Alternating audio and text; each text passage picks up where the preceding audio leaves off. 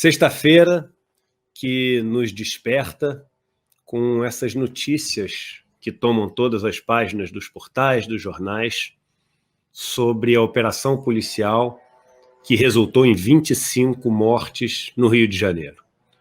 Um policial e 24 pessoas moradoras do complexo do Jacarezinho, chamado por alguns de favela do Jacarezinho. E o recado que eu queria dar nesse começo de live, nesse começo de conversa, não é para aquelas pessoas que amanheceram tristes pela perda de 25 vidas. Não é para aquelas pessoas que estão lamentando uma execução, uma chacina. Eu não quero falar com aquelas pessoas que estão indignadas pelo atropelamento dos direitos humanos. Não. Eu quero falar no começo dessa conversa com aquelas pessoas que reservadamente, ou algumas explicitamente, estão celebrando a morte dessas pessoas. E eu quero bater um papo reto, transparente, honesto com vocês. Eu quero falar com aquelas pessoas que aceitam, que incorporam aquela lógica de que, ora, você não leu sobre a operação? Eram pessoas que estavam aliciando menores e adolescentes para cometer crimes bárbaros, para assassinar pessoas, sequestrar pessoas. A gente está falando de assassinos, de pessoas que estavam expulsando as outras de dentro de casa. Que bom! Menos 24 dessas. Porque é assim que as pessoas estão encarando. Essas que estão celebrando o que aconteceu ontem. E é com elas que eu quero honestamente conversar. A primeira provocação que eu queria fazer para essas pessoas é a seguinte: o que diz a nossa lei? Alguém pode ser morto por ter cometido um crime? Não, a nossa lei não permite isso. E mesmo que permitisse, se tivéssemos, por exemplo, a pena de morte, como vários países têm, teríamos de dar àquelas pessoas condenadas à pena de morte todo o direito de se defenderem. Porque se em 100 pessoas uma for condenada injustamente, as outras 99 já não justificam uma vida ter sido ceifada, perdida injustamente. Mas não temos nem a pena de morte. O ponto é, mesmo se tivéssemos, os países que têm demoram anos, décadas, até chegarem à conclusão de que aquela pena deve ser executada. Então não temos a pena de morte. E agir de uma maneira que a lei não prevê é algo que leva qualquer sociedade ao caos. Confúcio já falava isso. Mais importante do que ter boas leis é ter leis que sejam cumpridas. O segundo ponto é o seguinte: das 24 pessoas mortas, só três faziam parte das investigações. Uma investigação da Polícia Civil que, quebrando o sigilo telemático porque não é só telefônico, é de mensagens também trocadas através dos aparelhos, identificou 21 suspeitos. Dos 21 suspeitos, encontraram 6. Dos 6, mataram 3. E as outras pessoas, quem eram? Eu não sei. E você também não sabe. Você pode especular e dizer que não, boas pessoas não eram. Por que não eram boas pessoas? Porque moravam na favela? Porque eram pretas? Porque eram pobres? Porque falam com gírias diferentes das suas? Porque dançam músicas diferentes das suas? Por quê? Algumas dessas pessoas foram mortas, dizem as testemunhas, desarmadas e rendidas. A lei não manda fazer isso. Ah, mas eram pessoas que roubavam.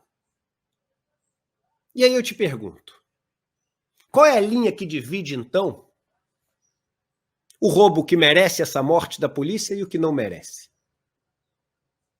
No mesmo dia, foram soltos Eduardo Cunha e vários da turma que roubaram nosso futuro e alguns roubaram nossos milhões públicos, de dinheiro público. Eles, então, roubaram mais, mas é diferente? Porque eles roubaram com terno? Ah, não, eles têm que ser mortos também?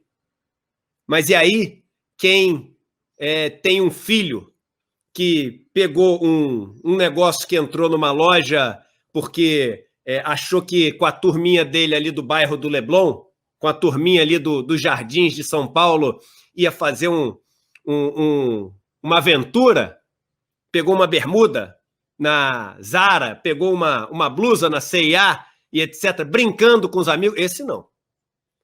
Aí você faz o seguinte, vamos separar essa linha naquele roubo que é o roubo mais importante. Qual é o roubo mais importante? O roubo mais importante é de quem é preto, pobre? E na maioria das vezes, se não fizer alguma coisa, vai viver no inferno em que nasceu para o resto da vida? Esse roubo é mais importante. O roubo do cara mais rico é menos importante. Não deve ser punido. Ah, mas o cara mais pobre, ele faz tráfico de drogas. Quantos filhos de pessoas ricas usam as drogas? Quantos filhos de pessoas ricas arranjam uma droga com um amigo para vender para o outro? Não, mas essa não. Qual é a linha que separa quem pode morrer de quem não deve morrer? Se a gente não segue a lei, se a gente confia no bom senso, e qual bom senso é esse que a gente confia? As mesmas pessoas que falam que a polícia é corrupta, que a polícia é absolutamente vendida, defendem este bom senso da polícia. Uma vez lendo uma tirinha de Calvin e Haroldo, aqueles personagens, o tigre e o menino conversando, o Calvin chega, o menino, e fala com seu tigre, o personagem que é imaginário, o tigre de pelúcia que ele transforma num tigre com vida. Ele fala, essa vida injusta. Aí o tigre fala para ele assim, mas Calvin, você não sabia que a vida era injusta? É claro que a vida é injusta. E o Calvin fala com o tigre, eu sei que ela é injusta. O problema é quando ela não é injusta a meu favor. Qual injustiça vale para você? A que é a seu favor? Se matam o cara que você tem medo que pode roubar o seu iPhone, a injustiça vale. Se matam o seu filho que comprou uma trouxinha de maconha para fumar com os amigos, isso é um assassinato brutal?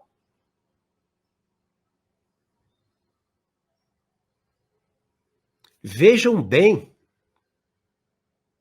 ninguém aqui está minimizando o estresse, a loucura que é ser um policial no Rio de Janeiro. Ninguém aqui está minimizando a gravidade dos crimes que são cometidos nessas comunidades, a barbaridade, assassinatos, sequestros sim, torturas feitos à margem da lei, sem o Estado para poder coibir. O ponto é que lei foi seguida para executar a operação no Rio de Janeiro? E se não há lei para ser seguida, quem garante quem será a próxima vítima?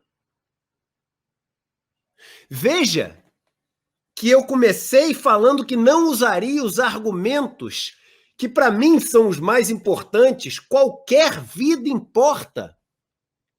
Qualquer vida importa. Sendo comprovado agora que o filho do Bolsonaro, se for comprovado que o filho do Bolsonaro usou lá a loja de chocolate para roubar dinheiro, para lavar dinheiro, se toda aquela operação que fazia resgatar dinheiro nos caixas eletrônicos, quase, acho que mais de 90% foi o que disse a reportagem, do dinheiro dos assessores era resgatado de dinheiro para... Se tudo isso for comprovado, eu não quero que o filho do Bolsonaro morra. Eu não quero que o Bolsonaro morra, eu não quero que ninguém morra. Mas tudo bem, às vezes você quer que as pessoas morram. Aliás, não é tudo bem, mas pode ser que você ache que essa seja a solução. A pergunta que eu te faço é: qual a linha que divide? Quem vai poder ser morto ou não vai poder ser morto? Você não pode responder que a linha que divide é quem é preto, pobre e mora na favela. Você não pode responder isso. Você não é tão mau, você não é tão perverso para poder responder isso, mesmo que essa resposta seja no seu íntimo. Dizem que o que Deus mais bem distribuiu entre os homens e mulheres foi o bom senso. E a prova disso é que ninguém acha que tem falta dele. Ninguém acha que tem pouco bom senso. Você vai confiar no bom senso das pessoas para saber quem deve ser morto ou não ser morto? A única coisa onde não pode ter erro, porque uma vida não volta. 21 identificados pela operação, que não poderiam ter sido mortos. 6 encontrados na favela. 3 mortos. Faltam 21 pessoas que ninguém sabe quem são, que foram mortas, já que várias delas, dizem as testemunhas, sequer estavam no momento em que foram mortas em combate, foram executadas pelo tal bom senso que você defende. Quem garante que seu filho não vai ser o próximo a ser morto pelo tal bom senso? Quem garante que você não vai ser o próximo a ser morto pelo tal bom senso? O que foi feito no Rio de Janeiro ontem foi uma vergonha, uma tragédia, um desastre. E a gente tem que entender por que isso foi um desastre. Mesmo aqueles que, levados por esse sentimento de vingança, que, na minha opinião, não é nobre e, na minha opinião, não nos levará a lugar nenhum melhor, porque nenhuma sociedade apoiada no sentimento de vingança foi muito longe. Mas mesmo vocês que deixam este sentimento de vingança tomar conta, tem que se fazer esses questionamentos. Uma sociedade que não respeita a lei e confia no bom senso é uma sociedade que está preparada para viver o caos.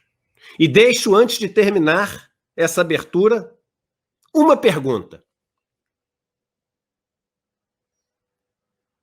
O que a milícia tem a ver com isso?